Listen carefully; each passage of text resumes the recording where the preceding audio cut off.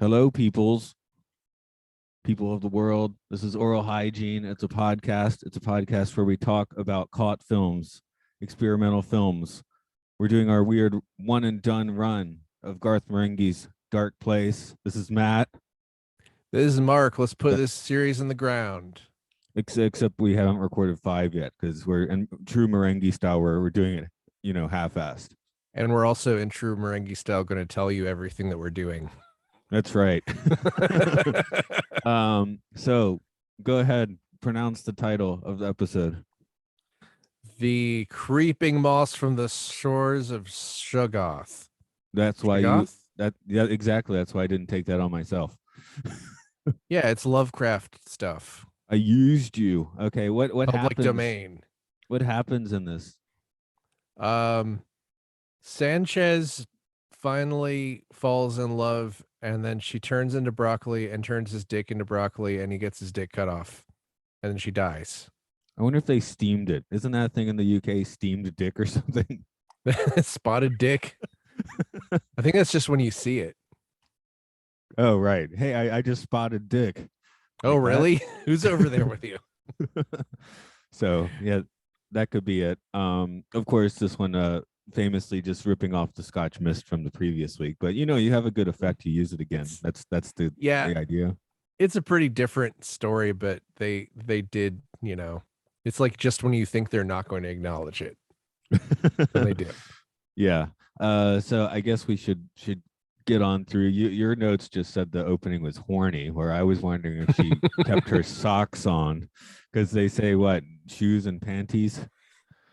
To me, he's this, like every episode of this, there are a few layers to it, but it is presented as a romance, but it also really implies that Garth Marenghi wrote this to make sure that his co-star would suffer horribly for being the romantic lead. It just seems like he's just enraged, and which is great. I know, it's like he's a supporting actor in his own show. What's up with that? Yeah, and he says a bunch of things, a bunch of bitter stuff in this episode, like "You're welcome." He just screams "You're welcome" for that's because he didn't thank him for the lift, even though they never left the room. Yeah, then I think at the end he puts something out like, "Not that I ever get any thanks for it, but I'll just be here to help everyone." Right. So I guess, but yeah, all three positions. That's the triple crown of sex, right? Yeah, all three. What, regular? Oh, doggy style. What was it? From behind, doggy style, and normal. I can't remember it. Something like that. Yeah. And then they were eaten by a sex beast or a hell beast. It was hell a beast. Yeah, that's cool. I was thinking, just listening to the opening again. Fabio's nightmare is to be plus actor. Isn't that his thing? Thank you for putting the actor first. Fabio's nightmare. I don't really know a lot about Fabio. Oh no, that's in the movie Zoolander, where he's like, he's actor model. He's like, thank you for putting actor first. It's been a long time. I don't even remember that joke. Yeah, but I guess Marenghi wants to be a writer first and a dream weaver second. I can get that. Yeah, he's just as he says in the end, I'm skipping ahead, but he's just, I don't ask for much. I just hope I've changed the way you think about life. Right. Well, I think this show is successful in doing that.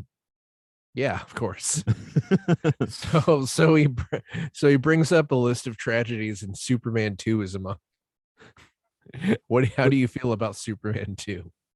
I like the Lester cut better. I don't think that one existed when this was made. No, you're thinking of the Donner cut. Oh, you mean you like the original cut? That's right. I never saw that one. Like, really? They showed that on TV like every other day in the 80s. I saw I remember seeing the first Superman after Iron Man came out, because I was like, man, Iron Man stole a lot from this. And then I saw the second one after that, and I saw only the Donner cut, and I still found it kind of disappointing.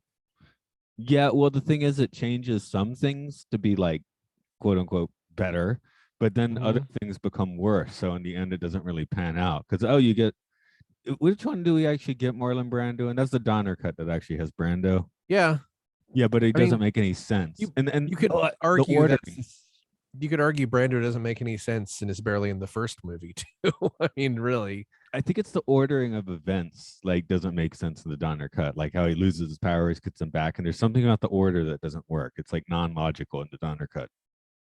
I mean, the issue I had was just that it was cheesy and not. I don't know. It leaned too hard into the wacky slapstick And this is something of maybe I it. wouldn't have noticed if I didn't know, but several scenes in the Donner cut are, since they need to be the Donner director ones, I think are just like test footage or rehearsal takes. Mm-hmm. So you're not getting like the properly. I mean, the ones in the Lester one are like actually done properly. They're wackier. That's the thing. It's a wackier version of the movie. So maybe you'd like it better. I mean, there is a lot of wacky. There's like Lois Lane falls out a window in the first 5 minutes of the film, and it's just like ah. That's what she does. Yeah, it's So, Rich Terrence Stamp pointing at his balls over and over. well, he's signaling. He's like Sieg Heiling his own balls, just telling Yeah. people to kneel. But it's like that's not how brains work. You don't just point at your balls and tell people to kneel over and over. It just is nonsense. You do if you're Terrence Stamp.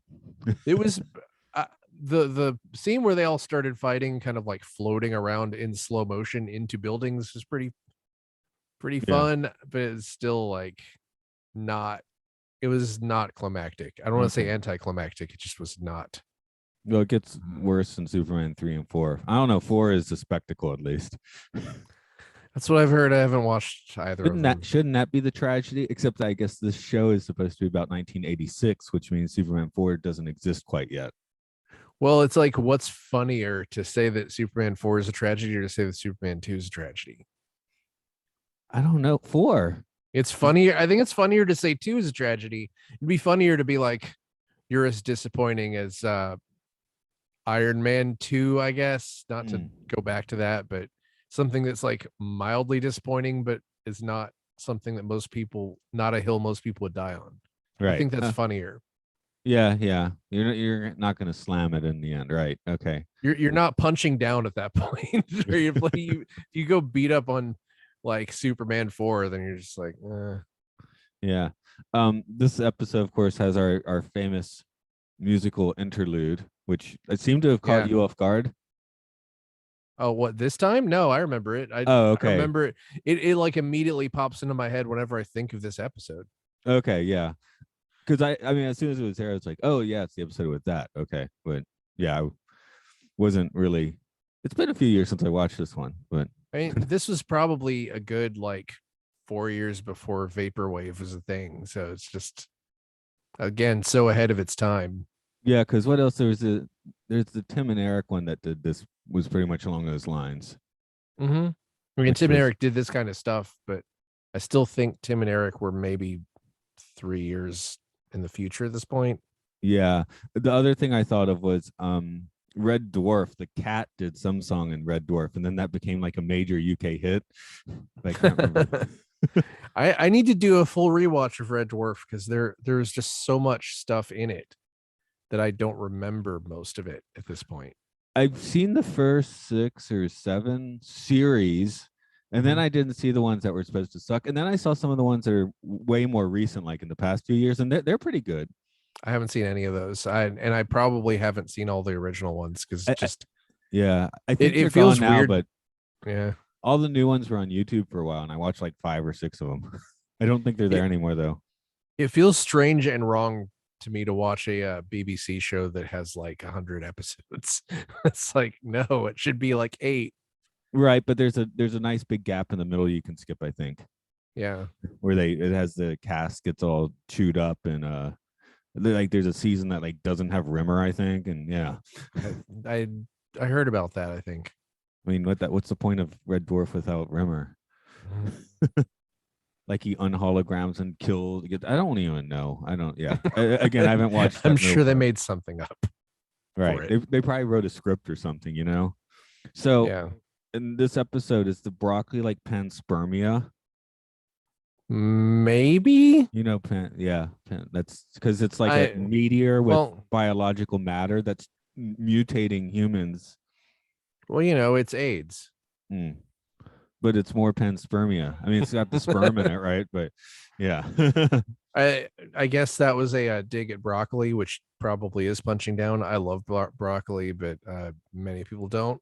Nah, they say there's like a gene. Like if you have a certain like gene, then like broccoli tastes like shitta. Huh? Maybe I it's think like cilantro, which I also like. I think I had that. There was about 2012 to 2014. I convinced myself I could eat broccoli because I was at a nice dinner party, and I was already like half drunk, so I ate the broccoli, and then I was like, I can handle this. And then 2 years later, I was like, no, I don't like this. I did the exact same thing with pickles because I was just like, I keep getting pickles with every meal. They're free. I should just learn to like pickles. So I just ate every pickle that was put in front of me for about a year. And I was just like, I don't like this. I'm not enjoying this at all. I Japan can't has get good used to this. pickles.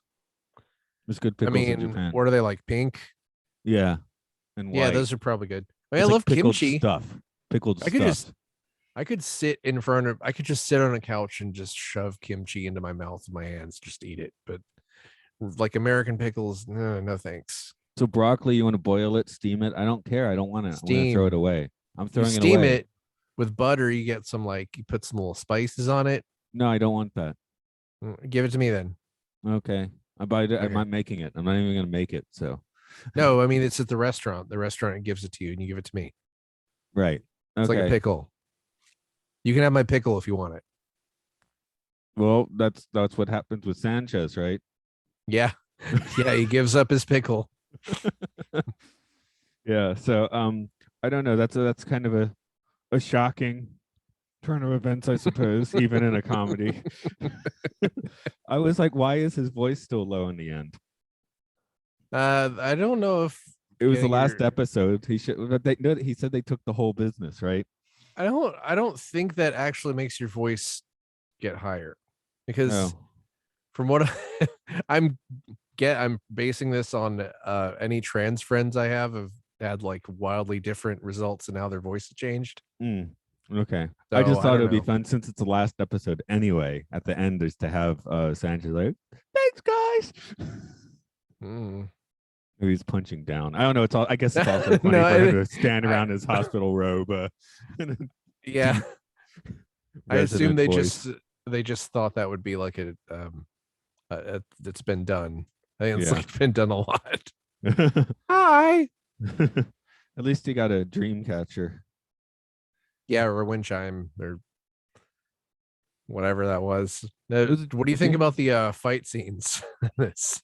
You mean the ones that are just photos? Well, there's the one that was the actual fight scene. That was edited very strangely. Oh, okay. Oh, right. Let me see what I wrote for that.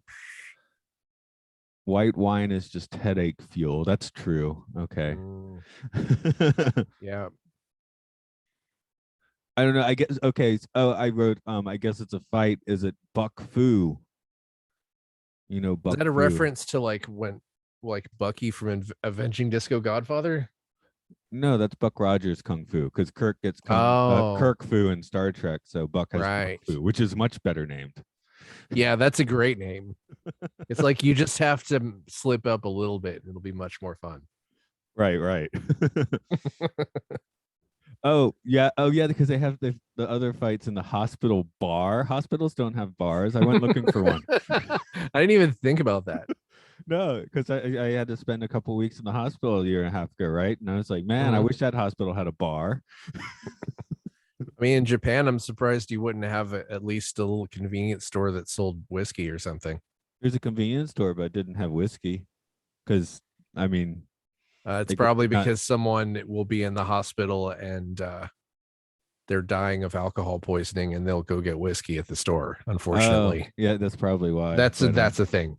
Yeah. So no, they did have a convenience store. They had a restaurant. I guess you could get a beer at the restaurant if you really wanted to. I don't know. The other interesting thing is I went around like in civilian clothes. They didn't make you wear like gowns and stuff. So I was just wearing t-shirts and stuff. Maybe it's like disgraceful for you to wear a robe. I don't. No, a lot of people wear their pajama things, but I was like, I'm just gonna wear my regular clothes. Why should I buy with that stuff? I'll wear like the Yakuza outfit. That'd be cool. Wear That like a leather jacket. yeah, that go well. That go well in the hospital, I'm sure. So I mean, nobody would see your tattoos, so they'd be like, "You're not Yakuza. What the hell?" I'm just depressed because the 7-Eleven near my house closed. Oh, funny. We're getting 7-Elevens in Georgia for the first time in whatever 30, 40 30, years. 35 years, I think. Yeah, something like that. Now They're there's they're I got a real Slurpee in Georgia like last week. I'm very excited. It's oh we ridiculous. don't have Slurpees here, as you know. But yeah, there's one that's a Yeah, that's 5 minute true. walk from my house. There's another one that's another 10 minutes away, but it's a you have to walk uphill, which is that's just it's not as convenient anymore. Yeah. Both ways, uphill both ways. Wow. They should build a 7-Eleven in the gutter between the two hills. Yeah, yeah, that's a good idea. But yeah, it was amazing how fast it disappeared, right? Because 2 weeks ago, Mhm. signs like we're closing, and then they closed on Monday, and by the end of the day on Tuesday, like all of the everything was gone, all of the labeling and everything. I mean, you don't see that in the States. Signs like label scars, right? They linger for years.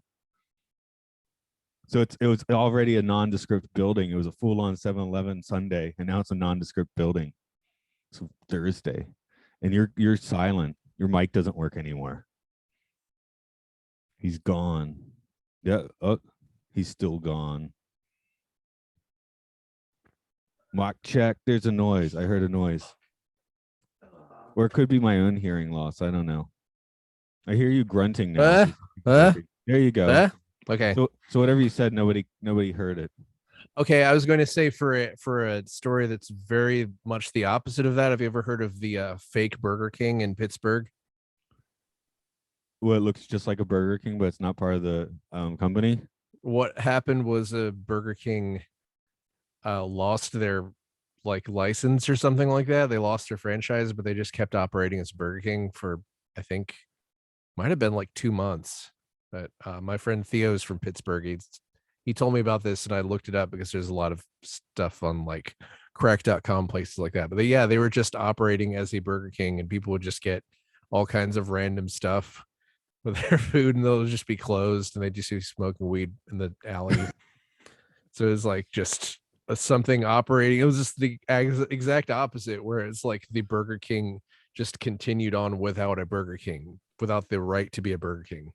Because that's what we learned about that last Blockbuster. There's still some corporate entity they have to get a license from to call themselves that Blockbuster. I'm not even I didn't watch the movie. I'm not even sure about that. It seems like, well, there do you remember Zesto restaurants from Atlanta? Yeah. You know the story of that? That's an abandoned phantom chain. There's like a thing where a chain, the whatever, a corporate office closes forever and they're just satellite operations can just keep going. I guess like the fake Burger King, but they actually wanted to be good. But that's why you would go to one of the Zestos and it would have like burritos or Greek food, because it's like a Greek family who owned all the ones locally and they just did whatever with all of them. And Yeah. No, the block unfortunately, we're that down to the, like 2 or 3 now. no that was something they said about the last Blockbuster surviving. It's like, well, this year we have to get our licensing and we're not sure if we're going to be able to or not. So It's like if you didn't, could they just who's going to stop them from being a Blockbuster? I don't know, because they don't get stuff anymore from corporate, right? So if they want to find posters and stuff, they have to go find it like in pawn shops or make it themselves or something. Do you remember Schroeder Furniture? Were you Atlanta for that? One more time. Schroeder Furniture. It's not ringing a bell. I remember Massengill's waterbeds. That's classic, but no, the Rhodes Furniture in North DeKalb Mall. Oh, Rhodes. Okay, I have a what happened was memory. What had happened was they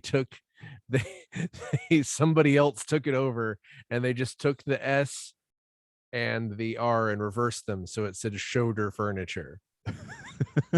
And this was operating for a good, I want to say 3 years.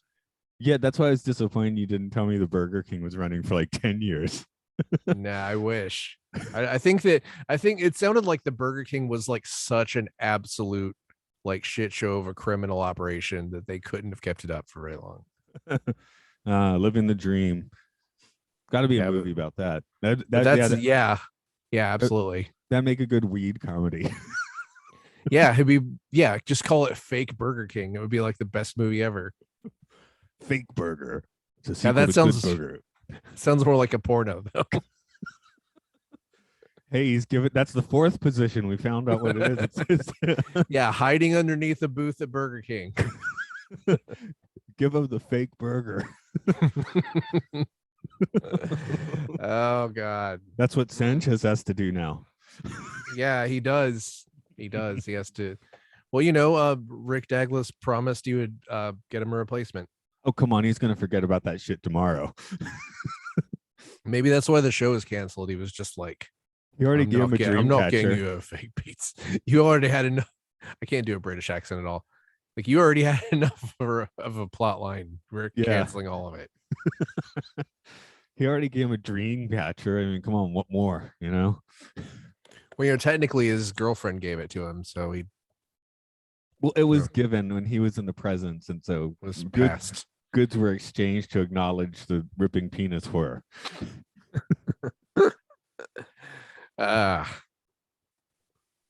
Anyway, what else about that? So do you feel like this is a satisfying conclusion to the series? Let's see. So the series ending climax is full castration. Okay. Yeah. I mean isn't that how Friends ended? I hope so.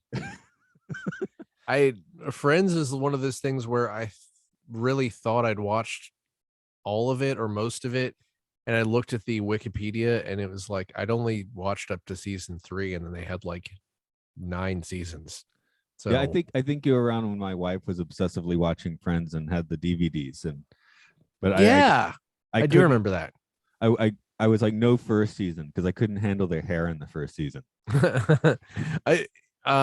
I was house sitting for people recently, and Friends was just coincidentally on their TV, and it was like really interesting kind of revisiting it where everyone looked how's the nice way to say it? They looked a little bit malnourished, and all of the jokes felt like they were written by like 75-year-old Jewish comedians.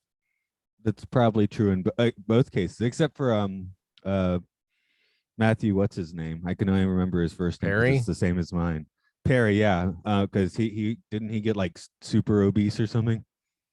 I thought that was after the show. I mean, this is like I thought he got obese after the show was over. But I mean, didn't he do just like an unbelievable amount of drugs, like he was like almost a Hunter S. Thompson level of drugs, something like that, yeah. Right. But it was weird because I'm not like a young person, but it just really hit me seeing it now in my 40s from just like young people don't talk like that. They didn't talk like that then. This was not like it wasn't just a matter of that no one could afford a giant apartment, but it was like this just feels so unnatural. Like even though Seinfeld I think is a more difficult watch because there's kind of more screaming, but so the question is, did Friends let you laugh, cry, and shit yourself at the same time? Yes. I was getting to that, but yes. At least for the 75-year-old comedians, right? Yeah. Well, I think wasn't it just no, I was gonna say it wasn't written by Curb Your Enthusiasm, like Larry David. That wasn't written by Larry David. Seinfeld was written by Larry David. Until it wasn't. I think he actually was not involved with that show for about half of its running time. Interestingly. Yeah. That's such a weird one because it's he put himself in the show, but then he quit the show, so it's confusing. And then he came back at the end, I think. I personally think it was kind of a bad decision to make the show about the making of the show, but I think some people that was like the best part of it for them. Oh, right. Yeah. That whole plot line where it was about Jerry Seinfeld trying to make a Jerry Seinfeld show.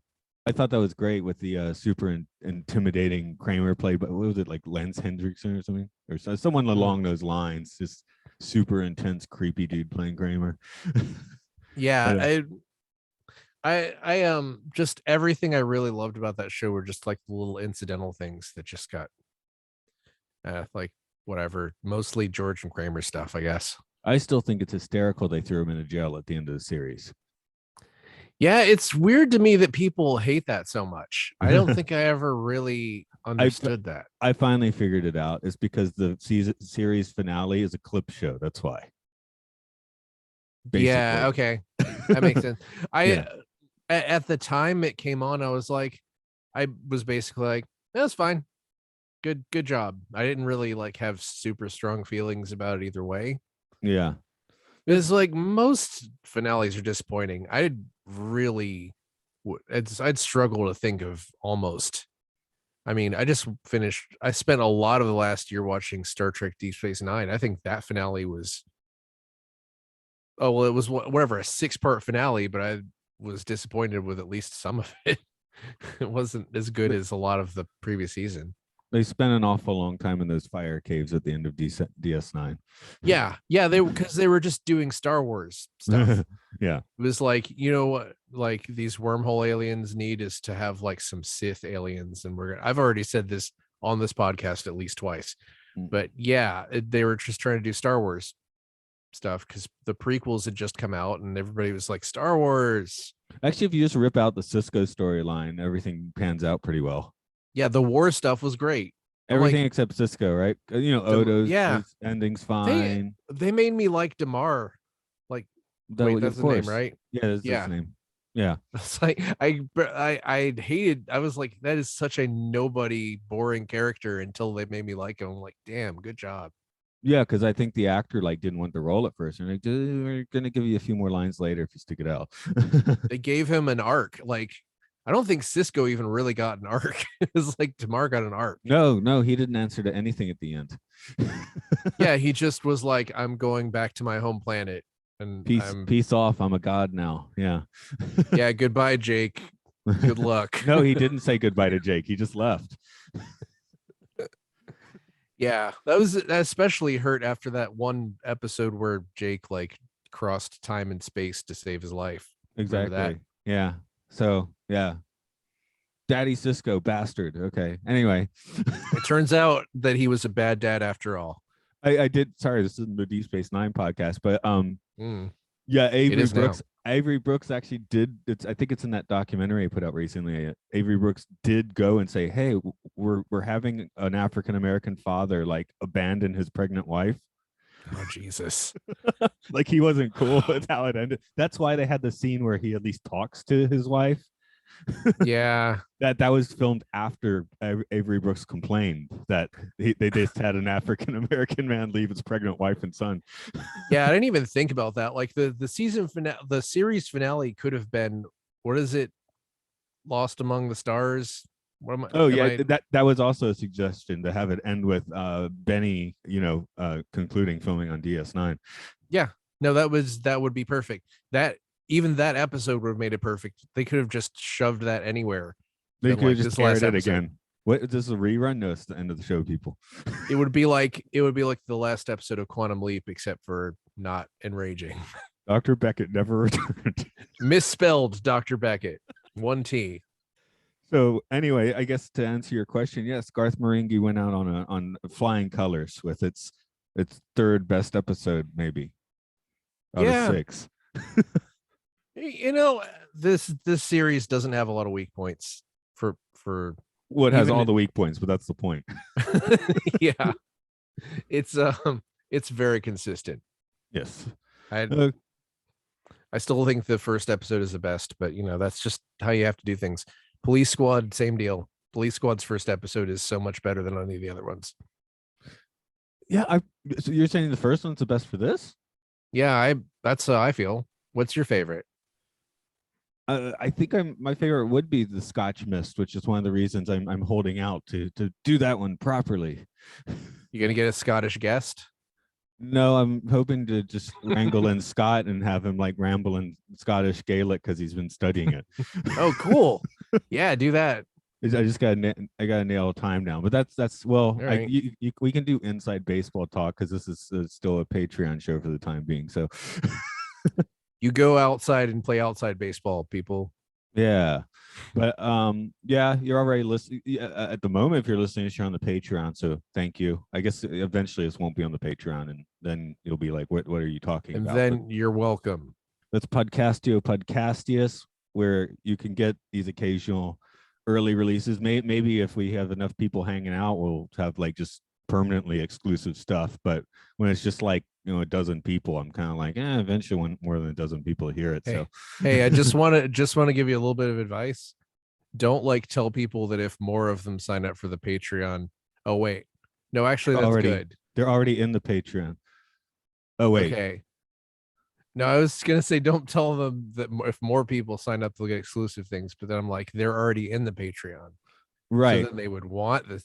So But yeah, my if you point want is, to deprive other people of, please sign up for the Patreon. so this isn't permanently exclusive is my point, but it is for now until it's not. So And then it'll go back to being exclusive later. yeah, something Maybe like that. Who knows? Yeah, life something is like that. cruel and horrible. That's right. Okay, and that's the point of Garth Marenghi's Dark Place, just to tie a bow True. on it. Mm-hmm.